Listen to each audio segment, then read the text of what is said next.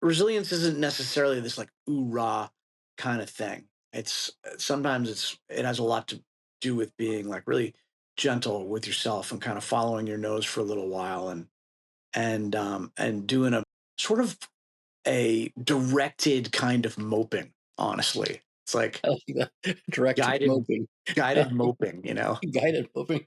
Chris, that's awesome. Welcome to Great Practice, Great Life by Atticus Incorporated. What if you could hang out with successful small and solo law firm attorneys, ask them about their successes and failures, their business strategies and mindset habits, then take an insight or two to guide your own growth in your practice? Each week, Steve Riley shares an in-depth look at how to work less while maintaining high client service standards, reduce your stress levels while growing your income, and find time to make changes when you are time-starved. Steve is a lawyer coach for more than 20 years and a former trial attorney. His goal is to provide strategies to help you balance your lives and grow your practice. Now, here's Steve. Hey, it's Steve Riley. Welcome to this episode of Great Practice, Great Life. And today we have an incredibly unique guest for you, and that is Chris Barron. So, Chris, welcome to the show. Thanks, Steve. Appreciate it. Thanks for having me.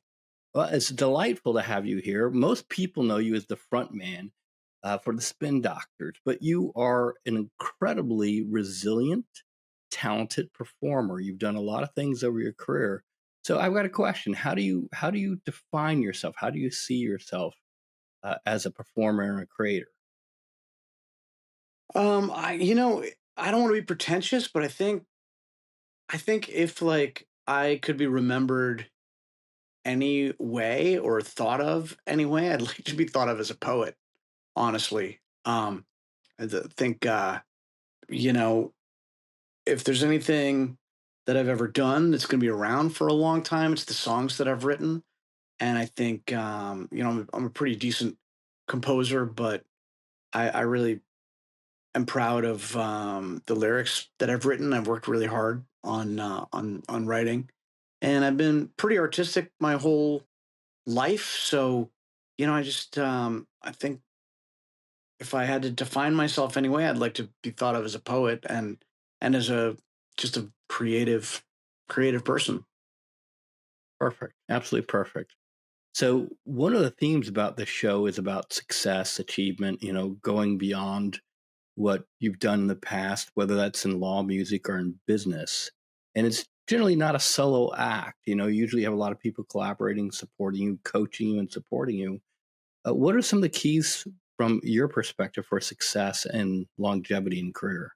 I couldn't agree more. I think like life is like a team sport, and there's nobody, no single person can achieve as much as a group of people can, and even people who seem to be, working solo really generally have, some kind of people supporting them and working with them. And I realized, I'm a lead singer in a band, right? And so I'm part of a larger group of people that are musicians, but singer songwriters are kind of different because if you're just not just a musician, but if you are, a musician like a sideman, that's what we call it, then you can kind of go from gig to gig and find the gig that pays the best or is in a place that you want to be or whatever your priorities are. But when you're a singer and a songwriter, you have to find people to play your music. So you're basically like you're doing this creative thing, and you want to kind of harness the talents of other people. And I think a lot of different kinds of businesses are the sort of the same way. So early on, I kind of started to think of a band as like a pirate ship and be like, stay with me here, basically like you are sort of the pirate captain and you have to kind of keep this crew together. So you have to kind of like look at your crew, the other people you want to work with, and figure out what they want and convince them that you are steering the ship in the direction of what they want. Because as much as you think you are sort of the, star of the movie that you're in, everybody else in the movie thinks that they are the star of that movie. And you might be like the captain of like the ship that you're on, but nobody's going to want to be on that ship unless they can see themselves in like the starring role. So they might be like the person at the helm or whatever, somebody climbing up in the sails, but they still want to see themselves as like, the camera's on them and they're like up in the sail, like looking out at the ocean, thinking about, how they're going to get what they want. So, you always have to like with musicians, you're looking at other musicians and I'm sure lawyers are very similar. Some of them, some people want to be part of something that's prestigious. Some people want money. Some people are motivated by like, social goals and they just want to work with people that they really like a lot. So you have to kind of like convince everybody that you want to work with that you know how to steer the ship toward the thing that they are after. And meanwhile, you have to also make it so that the ship is going where you need to go as well. I hope that makes sense.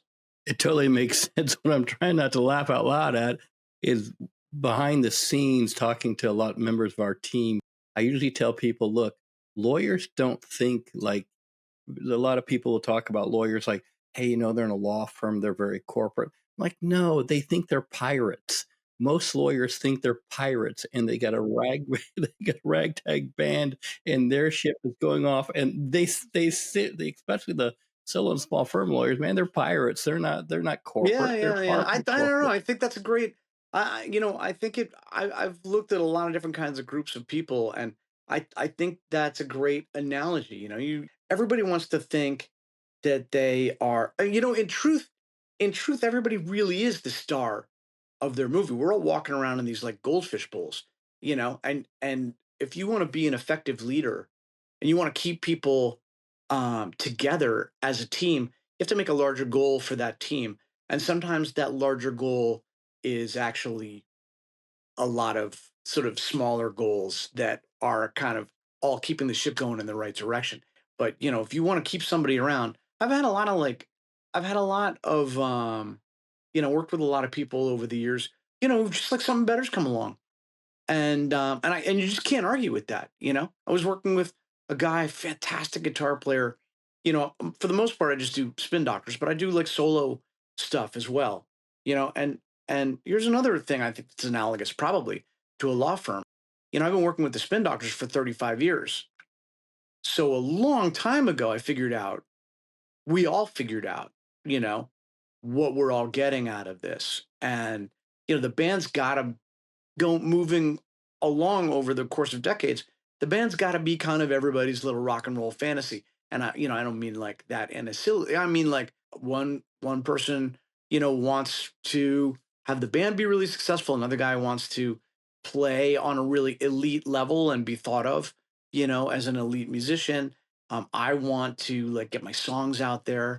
A great example is early on, the guitar player and I, Eric Shankman and I, we started Spin Doctors.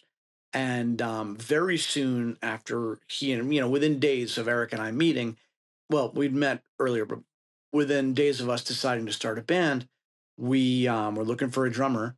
And Aaron was practicing in a practice room at the conservatory we were studying at. And Eric like knocked on the door and, you know, heard Aaron playing. And Aaron's just an incredible player. He knocked on the door. He was like, "You want to be in this band?" And Aaron was in like 10 different bands. So we were like, how are we going to keep Aaron in the band? So the first thing we did was try to convince him that we had tons of gigs, and that we were like this happening kind of thing. Like this is before we had any gigs. So Right. we put the band together because we had a gig. So we had one gig, but we were trying to convince him that we had like a million gigs, but we didn't. And but then what happened was before this gig happened, Eric, the guitar player, and I got together with Aaron, and we did like kind of a mini recording session. And we had a little Tascam 4-track cassette tape recorder thing that we could do multi-track recording with. And we kind of put a song together, a song called Big Fat Funky Booty that ended up being, one of our kind of staple songs. It's something else. And then Aaron was like, our drummer had a chord progression. He had like a piece of music. And he was like, "Hey, I got this thing. Do you think you could check it out?" I was like, "Yeah." And he played me the music to a song that ended up on our first record. It's called 40 or 50. It was a really cool piece of music. And I was like, "What's this all about?" And he sort of told me what he was thinking when he wrote it. And I wrote a lyric to it like right then. And we recorded it. And all of a sudden, Aaron is not just the drummer, right? Aaron's got a song in the band. Aaron is now a songwriter in this band. And he's looking at me like this guy is a lyricist and he's willing to write lyrics to my music. I don't write lyrics, he writes lyrics.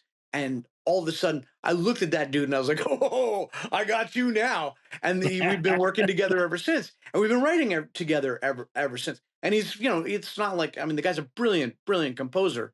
The first single on our new record is a song called "Still a Gorilla," and the Spin Doctors have a new record out. It's called "Face Full of Cake."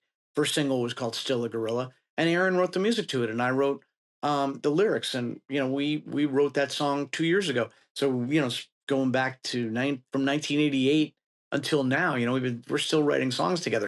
Aaron's like one of the best drummers in the world.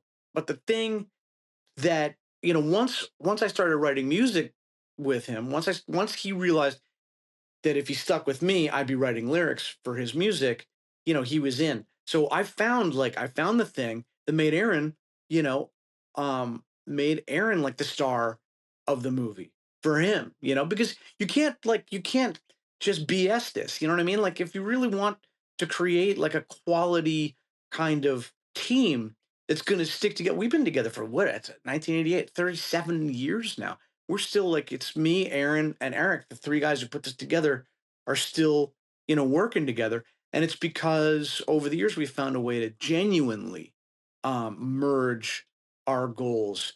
So I mean, there's some goals that are like, you know, pretty most people can agree on. We make a good living doing what we love to do. And so that keeps us together. But there are other factors, Over the years, our friendship has come to our personal relationship has come to, and like Eric, our guitar player, his son lives in New York City. My daughter lives in New York City, and they're friends now. So these personal relationships can be really important. But in the beginning, a lot of bands get together because they're friends. They know each other from college, they know each other from high school, and our friends, the Blues Traveler, our high school buddies, our friends, Hootie and the Blowfish, were all, I think they were in the same frat, but they all went to college together. But Spin Doctors didn't. We became a band because we genuinely thought the other guys were the best players around. So, we had a very different kind of relationship. Our relationship was based on the fact that we really thought the other guys played really well. We didn't always get along that well. And we weren't, we have become very good friends, but we weren't exactly friends in the beginning. So we had to kind of forge a professional um, relationship first. But, I think you could take what I'm saying in a glib kind of way and be like, you just have to trick everybody into thinking that they're the star of the movie. And I suppose there are ways to do that.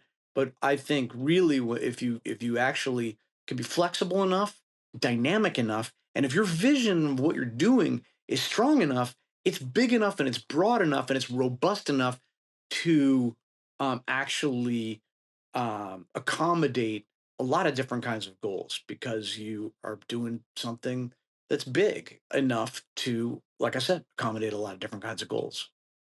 Well, you're really opening up the vision for collaboration among some very strong, talented people. So you've got to have the ability to have the vision and the collaboration together. And what you said is, I think, brilliant. Really, what you're trying to do is make it big enough that everybody can play and be a star in their own show, not from the perspective of manipulation, but from this perspective of support. Like, how Certainly, do you support each other? and that's how good teams work. You give people roles in which they can be a star. Perfect. So I have a tough question for you. It's one about resilience. And one of the tragic things that you've overcome is the vocal paralysis. Could you talk to our audience a little bit about what happened? Because you were Yeah. you were a rock star. Things are going great. Things are awesome. And then boom. Yeah, Would you mind actually, talking about that? yeah, it's happened to me twice actually. I have had like twice I've had this like vocal paralysis where paralysis of my vocal cord. And both times it was my right vocal cord. It happened for the first time in the early 2000s, and then it happened again in 2015.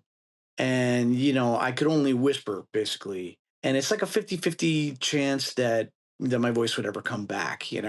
So yeah, that was tough. It's a tough. You're a singer and you lose your voice, right? So um I think the way I got through that, you just kind of have to wait and see, for one thing, if your voice comes back. And I also think that both times, honestly, like I really gave myself permission to be, I don't know if I can drop an F bomb, but I gave myself permission to be just really up. And I remember the second time it happened was almost worse than the first time because I was older, and when you're younger, you kind of like think like, I was, the first time it happened, I was stressed that my voice wouldn't come back. But I was like younger, and I think I had sort of a fundamental like faith in I was like 31 years old or something like that, 30, then maybe 33. I just had this fundamental belief that it was all going to work out. And, you just sort of still had that residual kind of invincibility of youth. Second time, I remember like walking down the street, I was going to an acupuncture appointment because acupuncture really helped me both times. And I'm always like early for things. It's kind of not a very rock and roll thing, but like the way it is rock and roll is I would rather just chill and like have plenty of time and not have to hurry. But I'm just, I like to just give myself plenty of time. And I was walking down the street to this appointment, and I suddenly realized like I was trying to like walk fast, and but I had plenty of time to get where I was going, and I stopped and I started walking like a really old man. I just started walking like I was 70. And I was like, you know what? Just take it easy, man. This is not an easy moment for you. And you can just walk as slow as you need to. And I just was like, I was reading Jack Reacher novels, and this is the second time, which are great, by the way. But I like I was mad at music, so I didn't do music, and I started studying chess, and I started taking like chess lessons with this guy. In New York City, there's a park called Washington Square Park, and there's a famous little corner where like people play chess, and this guy Raheem is like the best player in that little park. And there's a little cafe on Thompson Street called the Chess Cafe, and he teaches chess lessons. I just started taking chess lessons. There's a little clinic that he would do on Saturdays with kids that were like, like maybe 7 to like 12. And my daughter had just gone off to college, so I kind of missed being around kids. And I would just studied chess, played a lot of chess, like took lessons, went down on Saturdays, played chess with these kids. After recording this episode, I thought about it and I went to get a special offer for you. Practicing law is difficult, it's hard, but when you get overwhelmed managing your team, it gets incredibly stressful.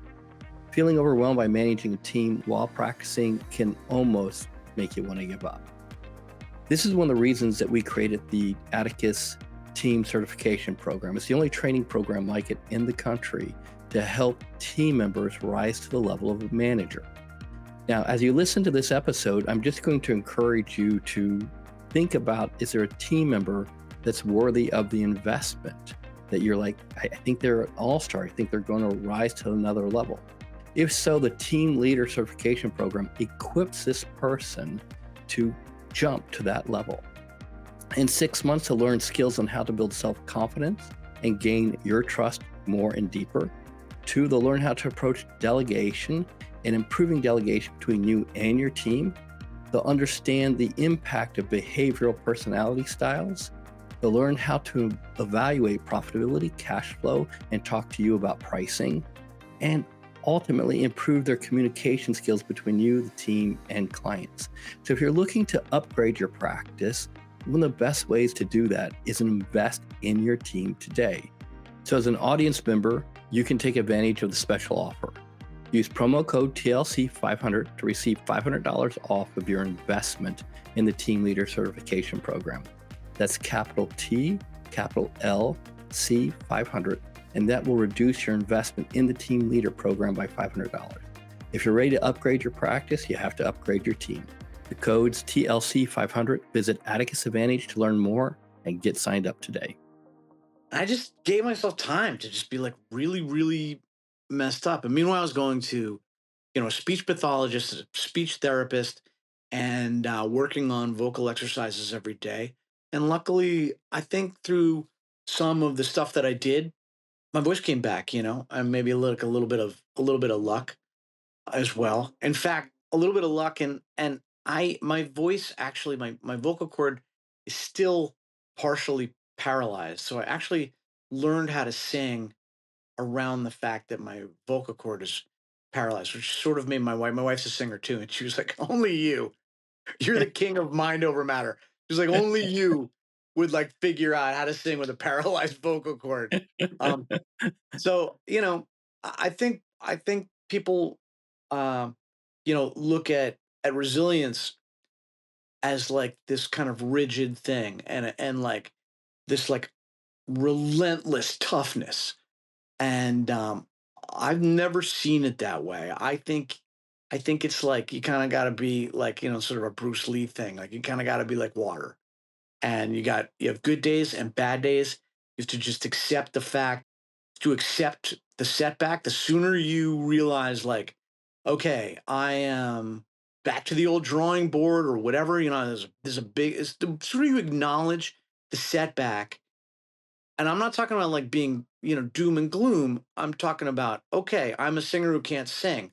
How am I going to get through this? What am I going to do? Is there anything I can do today? Is there anything I can do now? And does that include just maybe really taking it easy and getting some rest or getting some help? Or, I know you wanted to talk about coaching, and I got a lot of coaching during that period of time. I leaned on some, some like coaches that I'd worked with my entire career, like my voice teacher. I've had the same voice teacher since 1989. He was really instrumental. But I also worked with a speech therapist, a speech pathologist, who was somebody I met through my doctor, my ear, nose, and throat doctor, my ENT, recommended her. And my ENT was super helpful. And also Raheem, man. Raheem, my chess teacher. It was like incredibly helpful for me to, I've always found that when I'm really hurting, and I'm really going through something difficult, a redirect is really helpful. And my brother died this August, very suddenly of a cataclysmic like event. He had a massive stroke, and just dies 50. How old am I? 57, 55 years old. Um, and I, I gotta say, we were really close, and it's the worst thing I've ever been through so far, and I hope it's the worst thing I ever go through. And I was at a flea market, and I saw an old camera, and I bought the camera, and I did photography as a kid, and then I did some more in the '90s when I was out on the road.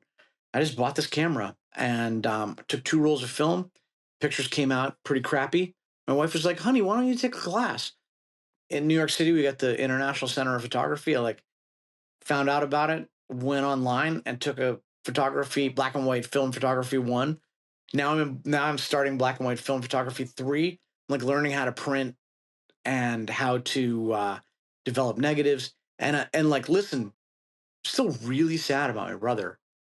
And I didn't start doing photography so I wouldn't think about my brother or to distract myself, but I could just be a sad guy with a camera, taking black and white pictures and thinking about my brother, but also, figuratively and literally like going through the sadness of it, through another lens, like literally through another lens, looking at the whole thing through another lens. And I've always found that, a redirect like that, and I've never been very like, never really planned any of this stuff out.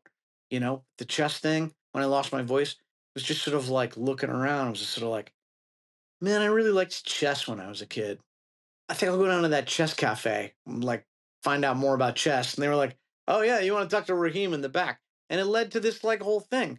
Photography, my brother died, just like saw a camera, bought the camera, and kind of, it's been incredibly soothing and helpful. So, I think I think like resilience is this thing that is like, I don't know, I think sometimes it's a little bit counterintuitive, and that sometimes by being a little, I don't know, it's resilience isn't necessarily this like oorah kind of thing. It's sometimes it has a lot to do with being like really gentle with yourself and kind of following your nose for a little while, and doing a sort of a directed kind of moping, honestly. It's like I like that. Directed guided moping. guided moping.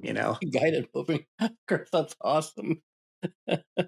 Self-guided moping. Yeah, yeah. Uh, I love that. So as I hear you speak, I hear creativity, I hear evolution, and somewhere under there, staying inspired.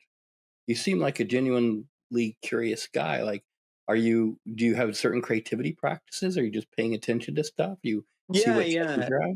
Yeah, I mean, I like um I've always been, I'm dyslexic, so I've always sort of skimmed along the fringe of doing things sort of my own way. I had to like work around learning to read, everything I've ever done. I haven't been able to necessarily learn it the way it's necessarily normally done.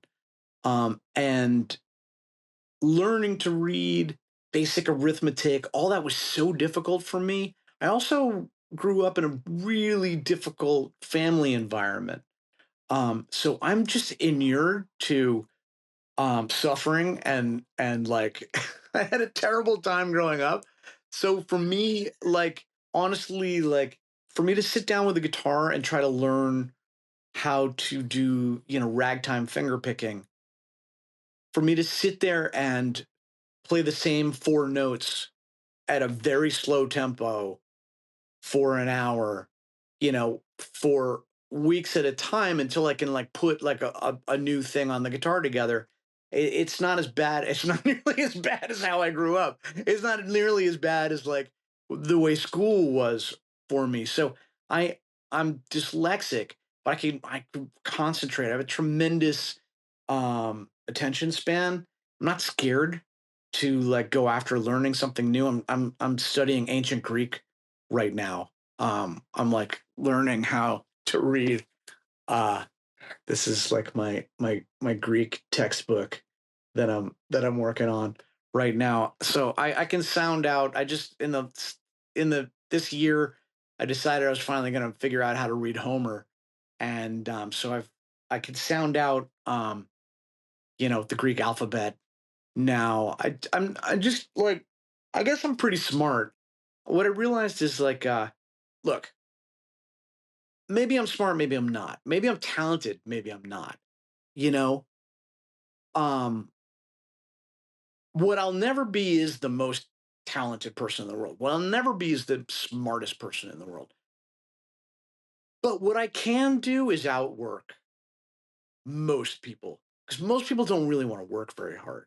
You know, so if you're willing to do stuff that like other people aren't willing to do, you're willing to work in a way that other people are like, wait, what? What are you doing? That's crazy. Like when I decided to learn all this blues finger picking stuff. I don't sleep so hot sometimes. So I would just get up in the middle of the night, and instead of like trying to get back to sleep, I'd go out and I'd sit on my couch. My cat would come and sit in my lap, and I just play guitar for an hour. And I did that like a lot of nights. But boom, that's another 6, 5, 4 hours of practice a week that I'm getting in. So, you know, creativity is like, I've always been really good at kind of following my nose into getting myself into a creative kind of state. So I do have a lot of creative practices. I free write almost every morning, and that is, tremendously helpful as far as like creative writing is concerned, because writing is really kind of a muscle and a practice. And sorry, I'm starting to ramble now. No, it's okay. It's okay because I was going to ask you about your writing. One of my probably my favorite song is "Little Miss Can't Be Wrong." Yeah, I got lucky with that one. What was the inspiration for the song, or who was the inspiration for the It's song? actually about this. People think it's about an ex-wife or an ex-girlfriend of mine, and it's not. It's actually about my dad's ex-wife. Ah, So, and before I go on, I just want to say, like, in the grand panoply of human relationships, stepmoms have the hardest job there is, bar none. And my wife is stepmom to our daughter.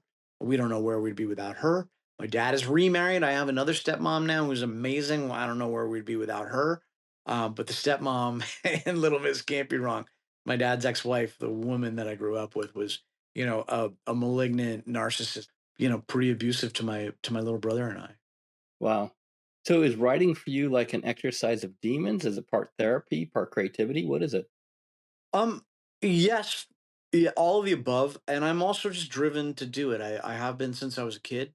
I started writing poetry for real in high school, but I've always had a facility with words. For me, it was really hard for me to learn to read in the first place because of being dyslexic. So it's just as hard for me to like read a Maeve Binchy like beach novel as it is for me to read Shakespeare or a translation of Homer. And so I've always sort of gravitated towards the latter. Like I just always read, Dante or something like that, because I actually really, that's what I read for pleasure. And I'm always been interested in lyrics and being a poet. And, if you really want to write well, you want to write the best stuff, you got to read the best stuff. But yeah, when I was in seventh grade English class, I had this great English teacher, Eugene Doherty, very cool guy. And he was explaining literary devices like metaphor and simile. And we're talking about similes. And he was like, "Does anybody have a simile?" And I'm like 12, and I put up my hand, and he was like, "Chris, give me a simile." And I said, "In the distance, a bell tolls like a lonely sentinel of a happier time." And he was like, "Is that Faulkner?" And I was like, "No." And he thought for a second. He'd read everything. He was like, "Hmm, very good, Mr. Barron." Like, I'm like 12. He was like, "Is everything okay at home?" But yeah, I got, I got love in my heart and poetry in my soul. I've just always, I've got the soul of a poet, and to me, it's sort of like, it's like breathing or swimming or something like that. And I honestly don't understand why other people can't do it. It's pretty, writing has always been really natural to me. I've always been driven to do it. And I'm always thinking about the way words go together. And, I just, my, really my biggest dreams and aspirations are tied in with my writing, and to be impactful as a writer and remembered as a writer and thought of as a writer, as a poet. That's really like what it's all about for me. Really amazing for a guy who's dyslexic. to have such a command of language. Yeah, dyslexia is it's kind of misunderstood, and I was really lucky. I was really lucky because I had an aunt who was an expert in she was working on her PhD when I was a little kid. She went on to be like a real heavy hitter in like special education. My aunt Susan. And I was like 7 years old and I was having trouble at school. She like was like, Chris, come on in the dining room, have some milk and cookies. We're gonna do some puzzles. And she diagnosed me when I was like still a little kid. She explained to me, like, look, you're not stupid, you're just different. Your handwriting's always gonna be atrocious, and you're never gonna be able to spell very well. But you're not stupid, and other kids are going to be better at some of these things than you are, but you're not stupid. And I also, my brother, who passed away this summer, my brother was like a little on the spectrum. My brother was like, my brother's Asperger's. So my brother's an incredibly intelligent guy, was a very voracious reader, read very quickly, and had an incredible like memory. And so I kind of had this like permanent live-in professor my whole life too. So I had my brother was like, you should read this, you should read this, check this out. So he got me into like James Joyce and got me into um William Butler Yeats and would suggest stuff and we would have these long conversations. So I just very lucky, and I grew up in Princeton, New Jersey. Like I went to high school in Princeton, middle school and high school in Princeton. Had a great arts program, and I was in the same high school as John Popper. I got a lot of breaks, and I'll give myself some credit too. I am a pretty tenacious person, and I'm ambitious. You know, I'm an ambitious person. Like I always wanted to in high school. In high school, people would be like, "What are you gonna do with your life?" Because I got terrible grades, and everybody's going to Brown and Harvard, and they were like, "What are you gonna do with your life?" And I was like, "I'm gonna be a rock star." Not knowing whether I was gonna be a rock star or not, but just knowing it would wind people up. Just knowing, just pushing buttons really. And they'd be like, your chances of being a rock star are like 1 in a million. And I'd be like, no, your chances are 1 in a million. Like I can kind of do this. My chances are probably like 1 in 125,000. and I'll and I'll take those odds. Well, as we start to wrap up, you want to talk about your new album? Yeah. Yeah. Spin Doctors have a new record coming out. It's called Face Full of Cake. It's an extremely entertaining record. I don't know. I'm sure some of your listeners are not familiar with Spin Doctors, and maybe some of them are. Our hit record, our biggest hit record, is a record called Pocket Full of Kryptonite, and it's our first record. And this record is somewhat in the template of that record, in that it's got some very entertaining kind of ear candy rock and roll pop music that is extremely appealing and entertaining and approachable. And then it kind of goes in these layers into kind of like a harder sort of funk thing on into some material that's a little bit more challenging. And some of the themes are like a little bit more complex, and musically a little bit more complex, and rhythmically uh odd, and thematically challenging and dense. And some of the ear candy is also like some of it's a bit of a mixture of both. So we made the record in Asbury Park, New Jersey, at the studio of our bass player Jack Daly, who is just a brilliant guy. He's new to the band as of about 4 years ago. We went down um, to Asbury Park, and I was doing Dry January, and we get down there, and we checked into this hotel, the Asbury, which is a great hotel. We're shooting a video down there on Monday, and I'm going to be staying at the Asbury. But I got there and I was like, "Do you guys have a fitness center?" And they were like, "No, but our bar is open until 2:30." And I was like, "Oh man." So I went out to the car and I looked in my phone and I found another hotel. It's called the Asbury Beach Club, and it was like double the price, but they had a gym. And I called her manager, and this is what you can do when you're like a lead singer in a rock band. Called the manager and I was like, "Hey, I'm moving to this other hotel. We'll figure the money out. Whatever. I'll pay. I'll pay the difference or whatever."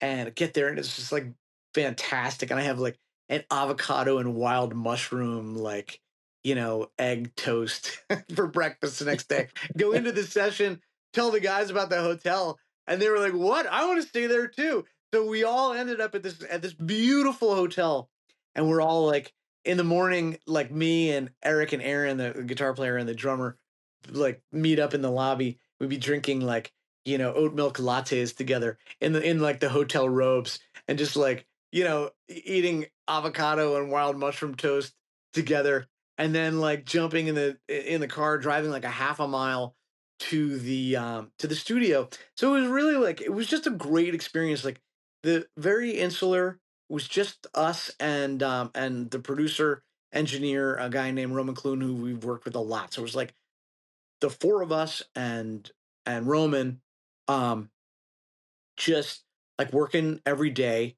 and a lot of the songs we got them in like just one or two takes, so that's very spontaneous. It's a very live sounding record, and so far it's been very well received. We just put out our third single called "Rock and Roll Heaven," which is a very entertaining song. It's getting a little bit of radio play already, and we have a record release on April 12th in New York City at the Brooklyn Bowl, and we'll be out this summer touring with Blues Traveler and the Gin Blossoms, and we'll be hitting the whole country over the course of about 10 weeks. And yeah, I hope you guys will take a second and check it out. Yeah, absolutely. We'll put links in the show notes. We'll get all the information we can out to our audience to support you guys and going back out on tour. A couple last questions. Sure. If you were giving advice to a young musician or a young lawyer about building a long-term successful career, what would you tell them? I would say that your reputation is everything. Help people, if you like lift other people up, be free, with help and advice. Be honest, like don't rip people off. Never ever lie. And like I said, there may be people out there who are more talented than you. But I've watched a lot of talented people just fall by the wayside because they don't know how to work. And chances are, you can outwork most people because most people don't want to work very hard. But that being said, family and friends, and you got to have a life too, because what is any of this for if you don't actually, have a life? So, don't cheat on people, and be if you have kids, be the best parent that you can be, and honestly, like just try to live a good life. And if you can get up in the morning and like look in the mirror and like you feel like you're just like working away at something that isn't like devouring your soul, you're ahead of most people in this life. Well, that's fantastic because I want to ask you what a great life looks like to you at this point in your career. And I think you just defined it. Yeah, So, man. Except like you need a Lamborghini and a Ferrari and really big house. No, I'm just kidding. you said the exact opposite of all that, right? Yeah, no, it's it's about your interior life. If you can be just mindful and truthful, and you got real love in your life and people you can really trust, and that only comes with time, then you really got something. Fantastic. Chris, any last words of advice before we wrap up? Yeah, actually, more than advice, I just like to say that lawyers get a really bad rap. I like some of my favorite people in the world are lawyers. Some of the people who have helped me out the most, in this life are lawyers. I don't think, it's easy to find a subset of people in the world who have more potential to do good in this world than lawyers. I think that, that the opposite is also true, unfortunately. But before we quit, I'd just like to say I have a lot of respect for lawyers. I always felt like I could have been a pretty good lawyer if I hadn't ended up being a singer. Like, I don't think it would have been too bad to end up being a lawyer. I think it's really interesting, the philosophy, the ethics, and the law itself. So my hats off to all of you guys, and I wish you all the best. And your use of language would only inspire all the lawyers because we are at the core of it, wordsmith. So, Chris, thank Oh, some you. of the best letters I've ever read are like from lawyers, man. That's the other thing, man. Don't forget. I mean, I'm sure you guys know better than me, but I mean, there's a lot of art in what you guys do, and I mean, some of the letters like lawyers have written on my behalf have like been the greatest. Some of the greatest stuff I've ever written was written by lawyers. So, kudos, guys. My hats off to all of you, and again, I wish you all the best, and thank you for having me. Hey, Chris, thank you. Thanks for being here. Good luck with the new album. Just thank you for being you and going out there making a difference and singing your heart out and writing your heart out. So thanks. Really Thanks, Steve. appreciate it. Appreciate it. See you again sometime. Thanks for joining this week's episode of Great Practice, Great Life. Please tune in weekly to get the next episode. If you enjoyed the episode, please subscribe, like, and don't hesitate to share it with a friend who you think this episode could help. With that, thanks, and I hope you enjoy next week's episode.